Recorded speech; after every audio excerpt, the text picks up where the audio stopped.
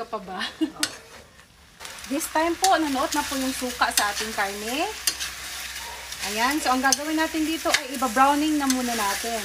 Hayaan muna natin mag-brown at maglabas ng kanyang mantika. Hayaan na muna natin. Ito mga kayamis, golden brown na po ito. Pwede na natin itong hanguin. Ayan. Ayan o, madami na siyang nailabas na mantika o. Ayan o. Mantika. Ayan po. Ayan. Golden na golden brown na siya.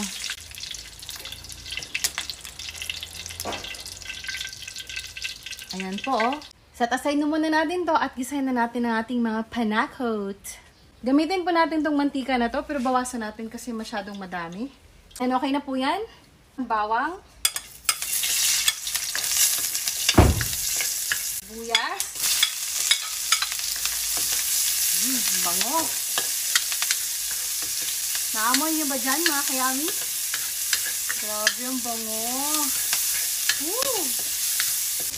Next, ibalik na natin ang ating karne. Ayan. Ayan. Grabe yan. Bango-bango. Wala yata sa mood si kuya na naghiwa nito. Ang lalaki. Next po, maglagay tayo ng paminta. Ayan.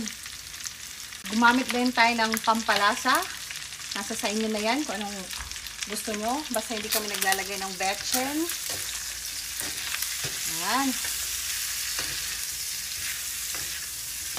At syempre, para kumpleto yung lasa, maglagay tayo ng toyo. Ang tamang-tama lang mga kayami. Ayan. Hayaan lang natin hanggang sa kumapit yung lasa ng ating mga sangkap or mga ingredients. Ayan. Pakapit lang muna natin yung lasa niya.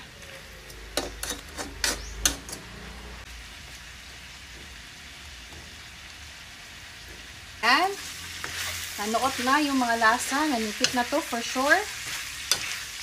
Maglagay po tayo ng Sprite. Kaya lang naubusan ng Sprite. So, Mountain Dew po na white ang ginamit ko.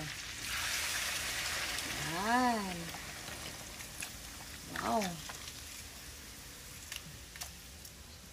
So, yummy.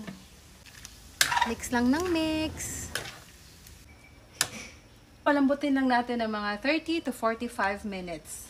Bakainin po ng malaking pusa, takpan po natin. After 45 minutes, check natin mga kayamis. Wow! Ayan na. Ayan na. Tignan natin kung malambot na ba. Oops! Tumalon. Ayan, malambot na. So, tapusin na natin yung pagtitimpla nito. Ayan.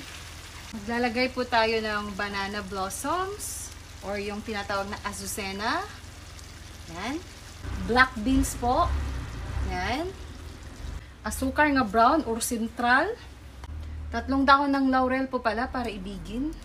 Pork and beans para mas kaibig-ibig. So, i-mix lang natin lahat.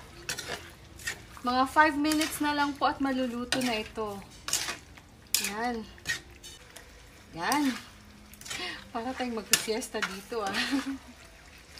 Ayan, grabe. 5 minutes lang. Palapot pa natin to.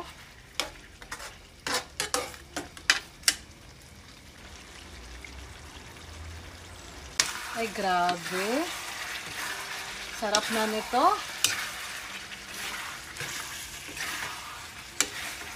Ang lambot pa ng ating baboy. Ito mga kayamis. Luto na po ito. Ayan o. Agoy. Kalamay sa buhol. Pagkalami. Ayan. So tara na. At nang mahusgahan natin ang ating humba Bisaya. Ayan.